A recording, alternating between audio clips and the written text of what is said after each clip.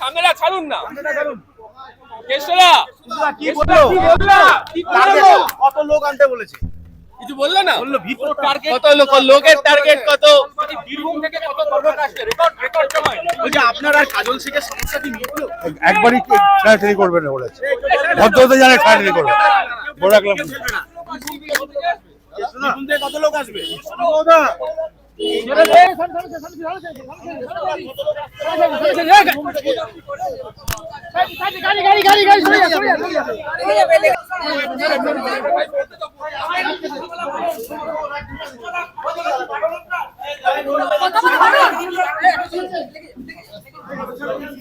সভাপতি সুব্রত বক্সী মহাশয়, ওনাকেই জিজ্ঞাসা করুন যা বলার। আজকের দিনে 21শে জুলাই নিয়ে আলোচনা হয়েছে, বক্তব্য তিনি রাখবেন। সব বিষয়ে বক্তব্য উনি আপনাদের দিয়ে দেবেন। বীরভূম জেলার 11টা বিধানসভা আছে, 11টাতেই তৃণমূল কংগ্রেস জয়যুক্ত হবে। মমতা বন্দ্যোপাধ্যায়, অভিষেক বন্দ্যোপাধ্যায়, মমতা প্রার্থীরাই জয়যুক্ত হবে। বীরভূমে তৃণমূল ছাড়া কিচ্ছু নেই। এসব বিষয়ে যা বলার আমাদের রাজ্য সভাপতি উনি বলবেন।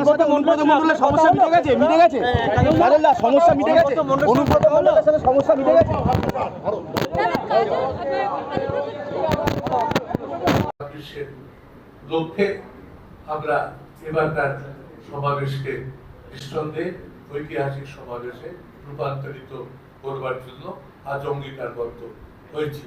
এই স্থানে লোকসভার অধিবেশন, আপনারা জানেন পশ্চিম বাংলার রাজ্য ভিত্তিক দল আমরা, এটা অনেকে মনে করেন, কিন্তু সর্বভারতীয় ভিত্তিতে আমরা এখন তৃতীয় বৃহত্তম রাজনৈতিক দল ভারতবর্ষে।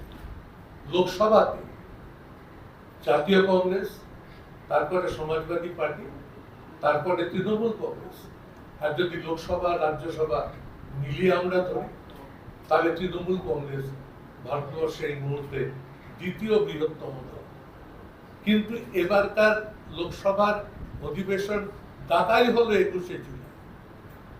21শে জুলাইয়ের আগে একটি সর্বদলীয় সংসদীয় দলের নেতাদের বৈঠক ডাকা হয়।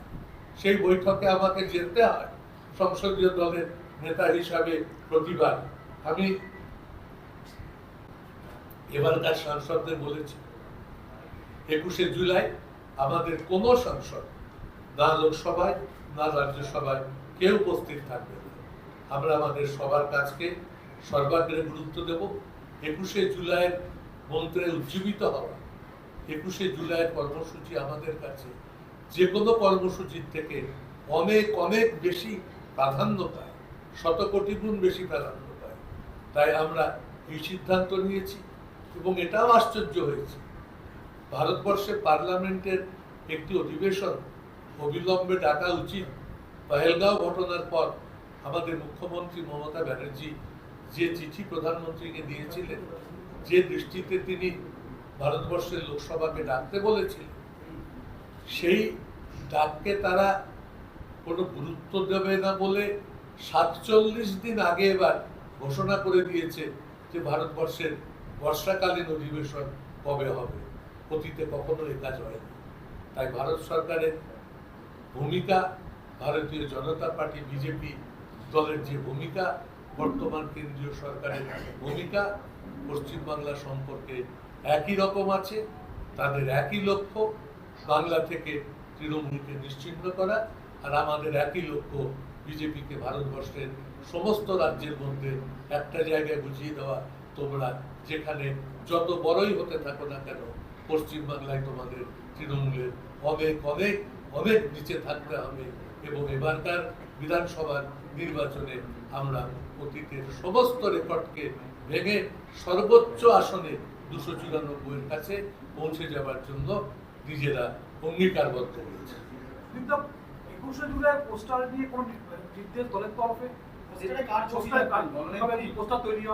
21শে জুলাই সম্পূর্ণভাবে অভিষেক বন্দ্যোপাধ্যায় নিজেই বলেছেন যে তিনি যেহেতু 21শে জুলাই কর্মসূচিতে ছিলেন না, যখন 21শে জুলাই কর্মসূচি হয়েছিল, সেহেতু 21শে জুলাই পোস্টারে 21শে জুলাই যে পেন ড্রাইভ আমরা রাজ্য স্তর থেকে আজকে বিলি শুরু করেছি, যে পেন ড্রাইভ 7 নম্বর ক্যামার স্ট্রিট দপ্তর থেকেই দেওয়া হচ্ছে, সেখানে মমতা ব্যানার্জির ছবি থাকছে এবং তার আবেদনের ভিত্তিতেই আমরা 21শে জুলাই মানুষকে সমবেত হওয়ার জন্য আহ্বান জানাচ্ছি। জেলাগুলোকে কোনো টার্গেট দেওয়া যে কত লোক আসবে, কারণ নির্বাচনের আগে শেষ 21শে জুলাই এটা। জেলাগুলো তাদের জীবনের সমস্ত শক্তি দিয়ে প্রতি বছরই চেষ্টা করে যে সর্বোচ্চ পরিমাণে তারা মানুষ নিয়ে এসে উপস্থিত হবেন। এবারকার সেই উদ্যোগ আরো অনেক অনেক বেশি গুণ থাকবে এবং আমরা যেটা শুরু করেছিলাম বলতে সর্বকালীন রেকর্ড এবারকার 21শে জুলাই দেশের মানুষ দেখতে চলেছে।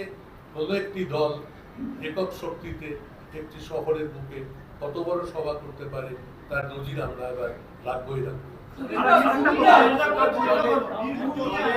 দলের গোষ্ঠী কুন্দল, দলের অস্বস্তি বাড়াচ্ছে বীরভূম জেলা, সেখানে আলাদা করে বৈঠক হয়েছে, কি সিদ্ধান্ত কমিটিকে কোনো কথা বলা হলো? আমি এখানে আসার আগে আমাকে দলের সভাপতি জানিয়েছেন বীরভূম জেলার মধ্যে যে বিরোধের কথা আমাদের মধ্যে প্রচারিত হয়, কোথাও কোথাও দুটি নামকে কেন্দ্র করে আজকে তাদের সঙ্গে একটি যৌথ বৈঠকের মাধ্যমে সমস্ত কিছু সুন্দরভাবে মিলে গেছে। বীরভূম থেকে আমাদের রেকর্ড সংখ্যক মানুষ এবার যৌথভাবে এই সমাবেশে যোগ দিতে আসবে। বীরভূমের মতো উত্তর কলকাতায় একটা কোর কমিটি গঠন করে দেওয়া হয়েছে 1 মাস আগে, সেই কোর কমিটি আজও বৈঠক করেনি, কে ডাকবেন কারা করবেন সেই নিয়ে একটা ধোঁয়াশা তৈরি হয়ে রয়েছে। আপনি কোর কমিটির বৈঠক যখন প্রয়োজন বোধ করবো তখন আমরা লিখে দেবো।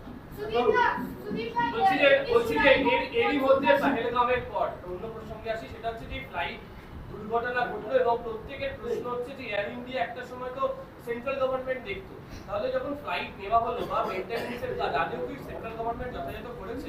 এই সমস্ত বিষয়গুলো আমরা পার্লামেন্টে আলোচনা করবো।